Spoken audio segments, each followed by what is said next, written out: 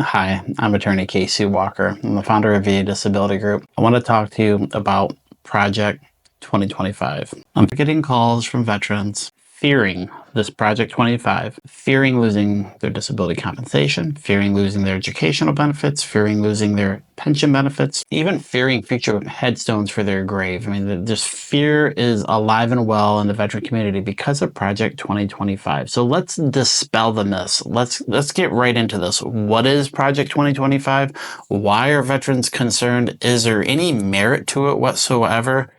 And do we have any historical precedent? Project 2025 is supported by the Heritage Foundation. What's the Heritage Foundation? It's a think tank. If you've ever heard of that term, they really have no law or authority, but they provide recommendations and policies to people with authority, government officials, and to corporations. So they're similar to like the RAND Corporation, but the Heritage Foundation would be known as a conservative leaning, however you define that, conservative leaning institution. I will say that they want a balanced budget. So they're providing recommendations on ways that we can cut costs in the U.S. government. Naturally, that involves the Department of Veteran Affairs and every other administration. They're just recommendations. But they are still recommendations that can be adverse. And if a policymaker or government official decides it's a good policy, they might try to push it. Project 2025 is associated with Donald Trump and his administrative government. That's because he has worked in collaboration with these individuals, and people in his former administration are actually actively working on the Project 2025 policies and recommendations. So there is a connection there. But it's not all bad. Some of the stuff's actually quite favorable. Like all things, we just focus on the negative, but none of it's law. And so we'll talk about that in more detail here in a second. So here's what Project 2025 is not. It is not law. All right? Project 2025 is not law. It is not law. If it's not law, you can't be held to it by your federal government. Until the Trump administration or the Biden administration or the whatchamacallit administration goes through the Federal Administrative Procedures Act to enact regulations with guiding principles from Congress, it's not law. Now, I've watched a lot of other people or experts' videos on this topic, and no one brings this up. So a lot of them aren't attorneys, so perhaps that's why, but no one discusses the rulemaking process and the authority in order to obtain certain authority, you have to comply with the rulemaking process. The Administrative Procedures Act of 1946 walks through what's required in order to enact a regulation, and that's the administrative government enacting regulations. And here's what's usually required. First, you need a notice of proposed rulemaking. Next, you have a public comment period on that proposed rule. Next, you have agency review of those comments. So who's providing comments on these laws? Usually it's lobbyists, organizations, nonprofits. Sometimes it's individuals, businesses. Whoever it is, it's people usually who are going to be affected by the proposal. And sometimes laws aren't drafted perfectly. We've seen this time and time again. So the comment period allows for experts or people who have a vested interest to provide their insight so that the potential law can be modified accordingly or not enacted at all. Once the public comment period is over and all those experts and people who have a vested interest have commented, the federal government then has to take those comments and their initial proposal, and they need to balance it. And they need to look at all the comments and the proposal and to determine whether it's something that they should try to move forward with. At some point in time, if they decide to move forward with it, they have to issue the final rule. And they do that by publishing it in the Federal Register, which is just a big book of law. And once it's been published, you still have to wait 30 days before it can be effective. So they publish it on day 1, on day 30, it's effective. Before day 30, it's not a law. It's not a law until it becomes effective.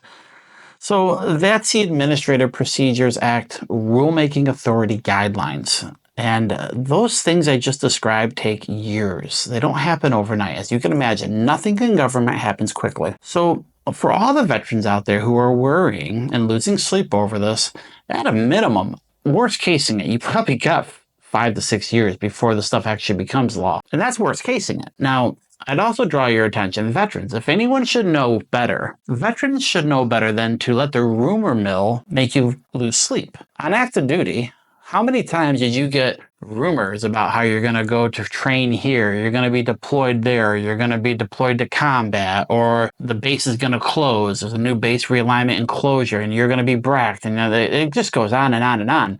I would say less than 10% of those rumors come to fruition, maybe even less than 5%. But this is part of the rumor mill. So take it with a grain of salt. Don't lose sleep over it. While it's just a think tank and while it's just policy recommendations, there is a little bit of a historical precedent as to why veterans might have concern. So let's cover that a little bit.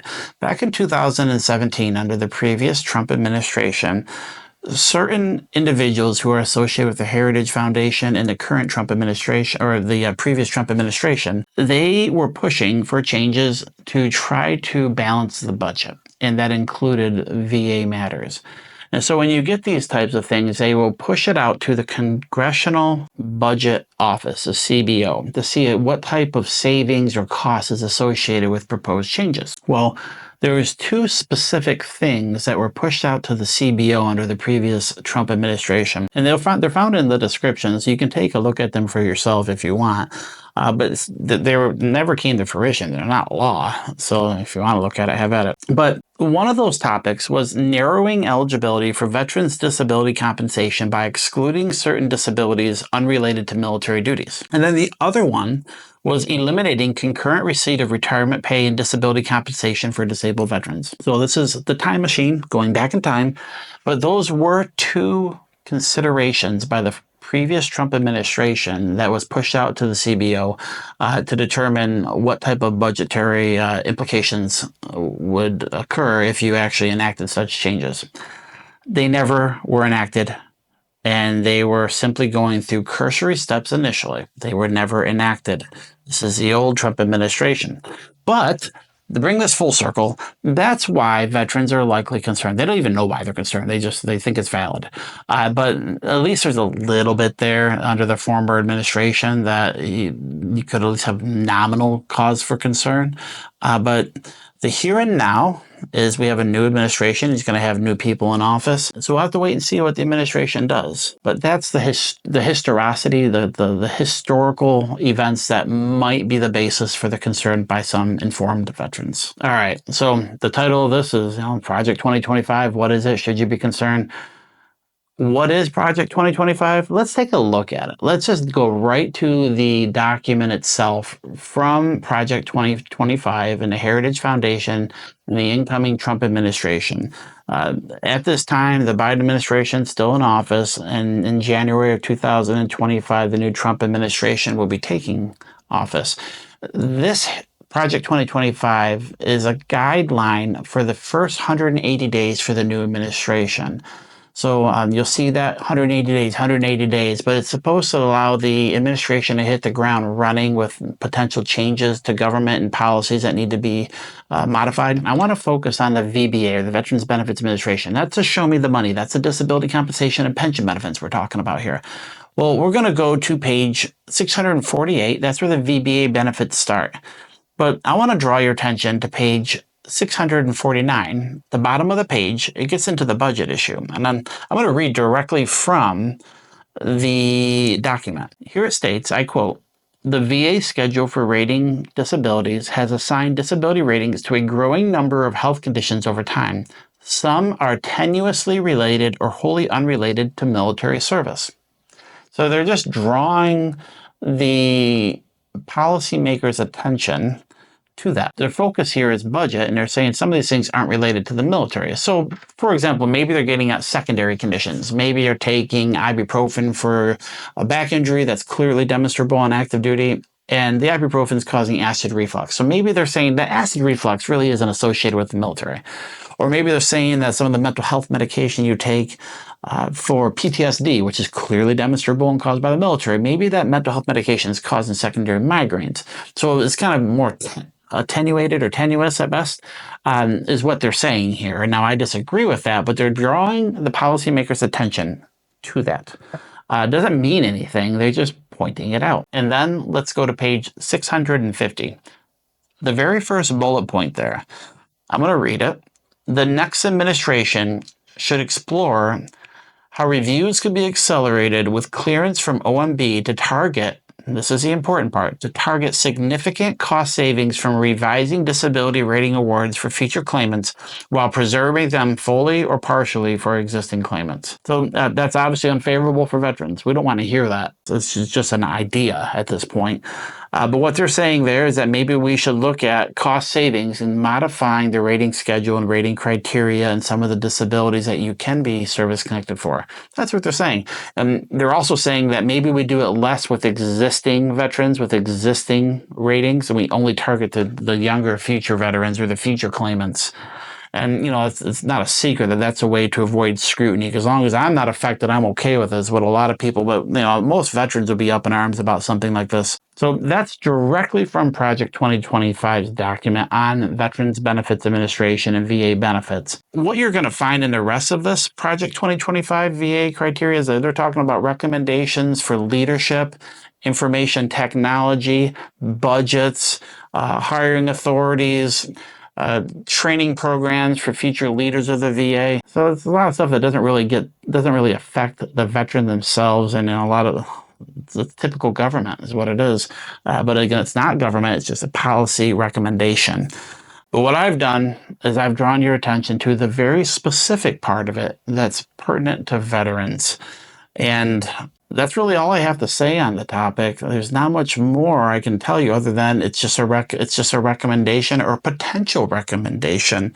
You got to keep in mind this document, just the veterans portions, 20 pages, but we're almost 1,000 pages in this document for all the different governments. So they're just ideas of things you could do, the government could do to have a more efficient government and a more balanced budget. At least that's what they're saying, but they're just ideas. So what's the takeaway? Project 2025 is not law. And if it becomes law, you're going to have a lot of heads up because of the rulemaking authority. It's a rumor mill, just like you experience on active duty. At this point, it's nothing more than a rumor or speculative at best. It's political suicide for politicians to enact adverse laws that harm veterans. It's the only thing the left and the right can agree on.